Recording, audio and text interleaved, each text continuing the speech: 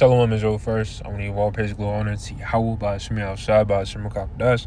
I want to see Apostle Oscar Millstone, peace, citation, from One of Israel. For this lesson, I want to title it Truth Shall Reign.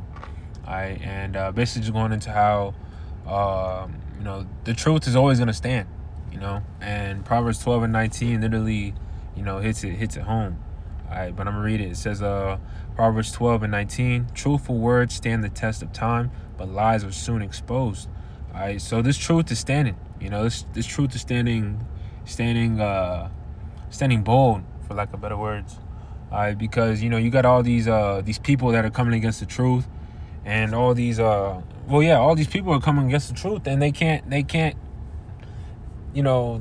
stand the truth ultimately, because they may last for a little season, but after time, they fizzle out. All right, because there's no coming against the truth. All right, and let me get that first. 2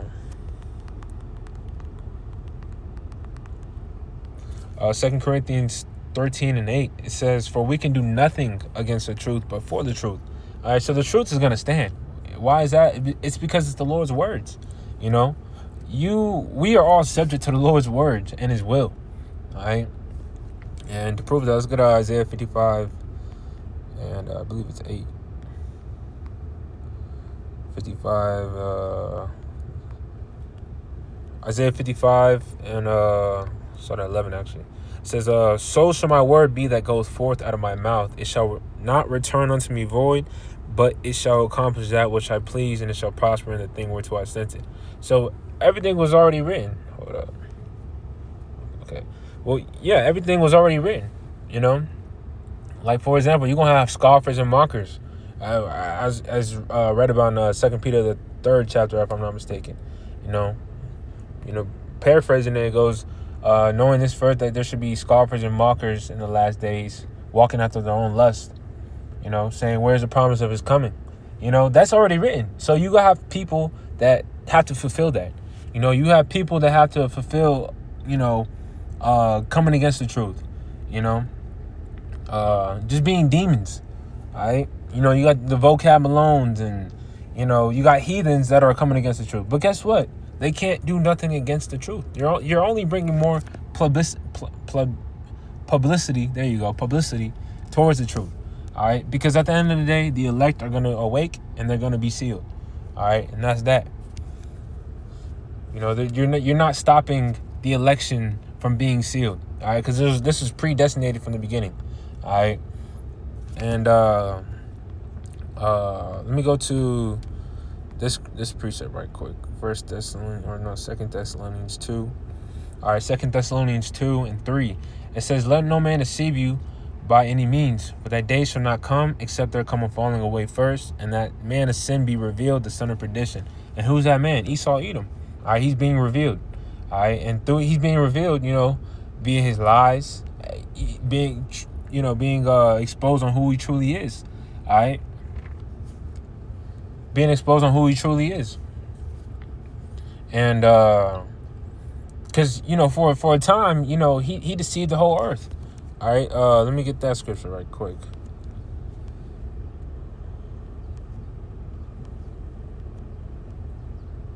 Hold up, got so many Bible apps.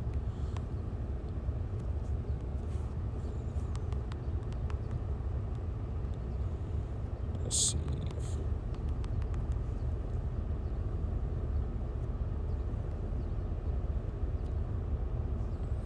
This is Revelation 20 and 7. It says, "And when the 1,000 years are expired, Satan shall be loosed out of his prison." All right, and this is talking about Esau, Edom, the Renaissance period, him coming out of basically slavery, during the Dark Ages, where the Lord basically, because he had to be reborn, for this time. Reborn, his kingdom, his rulership, he has to come back into power for this time, because it's prophesied. All right, and that just goes to show you that we're all subject to prophecy. All right, because us, Jake, we were ruling, but guess what? We fell. Why is that? Because the Lord, He brought us down. So He bring Esau up, He gonna bring him down. All right. So at the end of the day, the truth shall reign. Everything's subject to the Lord.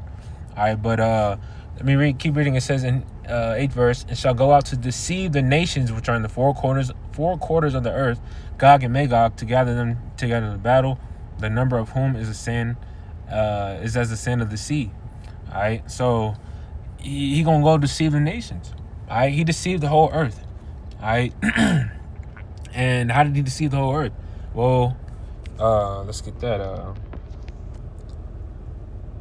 Let me read this right here.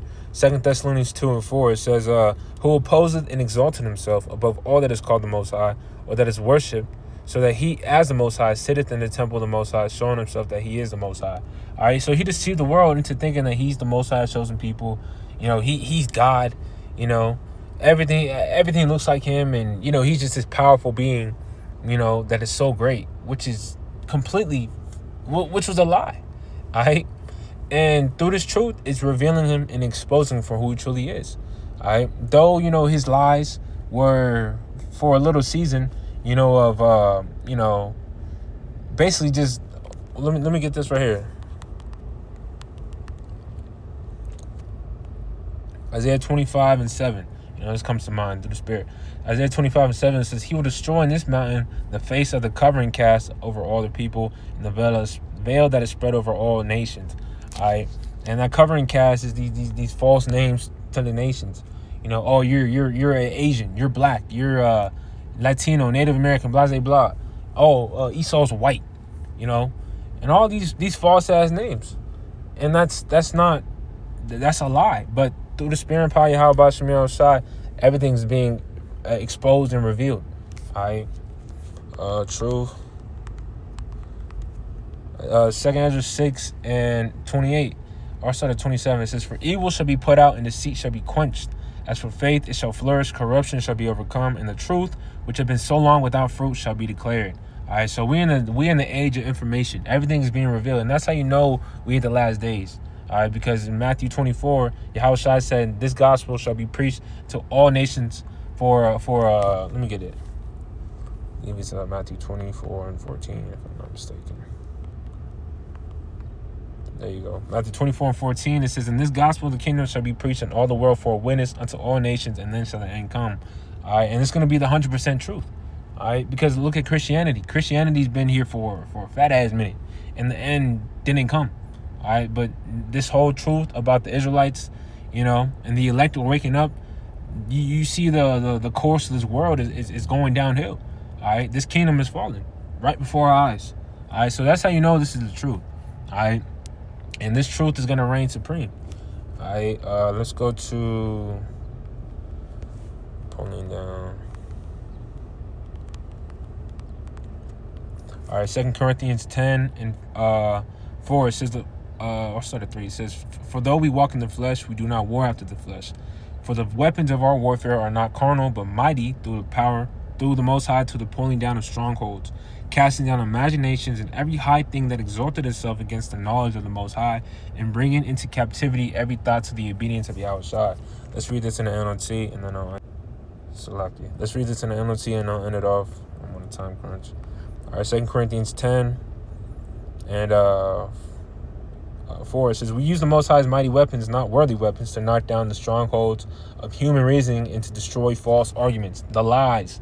All right, we destroy every proud obstacle that keeps people from knowing the Most High. We capture the rebellious thoughts and teach them to obey Yahweh Shai. All right, let's look at that word strongholds.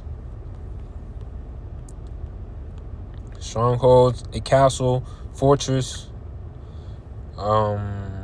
anything on which one relies, of the arguments and reasonings by which a disputant endeavors to fortify his opinion and defend it against his opponent.